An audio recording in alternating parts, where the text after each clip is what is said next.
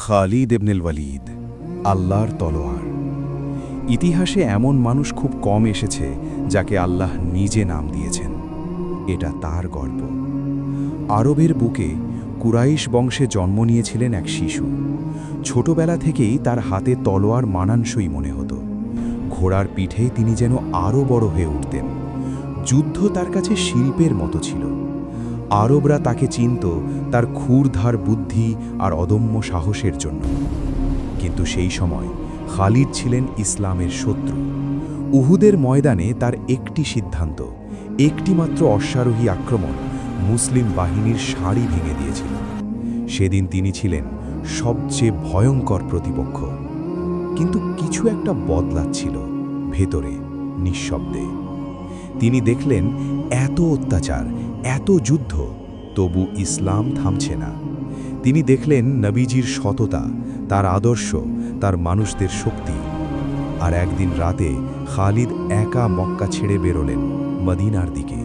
সেই রাতে একজন শত্রু হয়ে উঠলেন একজন ভাই। নবীজি মুহাম্মদ সাল্লাল্লাহু আলাইহি ওয়াসাল্লামের সামনে দাঁড়িয়ে খালিদ কালিমা পড়লেন। নবীজি মুচকি হাসলেন, বললেন, আলহামদুলিল্লাহ, আমি জানতাম তোমার মধ্যে জ্ঞান আছে। মুতার যুদ্ধ, বিশাল বাইজেন্টাইন বাহিনী, একে একে ৩ সেনাপতি শহীদ, মুসলিম বাহিনী ধ্বংসের মুখে। সেই মুহূর্তে খালিদ কমান্ড নিলেন। তিনি বাহিনী পুনর্গঠিত করলেন, শত্রুকে বিভ্রান্ত করলেন এবং মুসলিম বাহিনীকে নিরাপদে ফিরিয়ে আনলেন। মদিনায় এই সংবাদ পৌঁছালে নবীজি সাল্লাল্লাহু আলাইহি ওয়াসাল্লাম তাকে দিলেন সেই উপাধি যা ইতিহাস কখনো ভুলবে না, সাইফুল্লাহ, আল্লাহর তলোয়ার। তারপর এলো সেই মুহূর্ত যা পৃথিবীর মানচিত্র বদলে দেবে, ইয়ারমুক। বাইজেন্টাইন বাহিনী সংখ্যায় কয়েক গুণ বেশি। অনেকে ভেবেছিলেন এবার হয়তো শেষ। খালিদ ভাবেননি। তিনি বিচ্ছিন্ন বাহিনী একত্রিত করলেন, অশ্বারোহী রাখলেন প্রস্তুত, আর যখনই মুসলিম সারি কাঁপল তিনি নিজে ঝাঁপিয়ে পড়লেন ময়দানে। শেষ পর্যন্ত সেই বিশাল বাইজেন্টাইন বাহিনী পিছু হটল, সিরিয়ার পথ খুলে গেল। কিন্তু খালিদের গল্প শুধু বিজয়ের নয়। উমর রাদিয়াল্লাহু আনহু যখন তাকে সর্বোচ্চ কমান্ড থেকে সরিয়ে দিলেন, খালিদ বিদ্রোহ করেননি, অভিযোগ করেননি।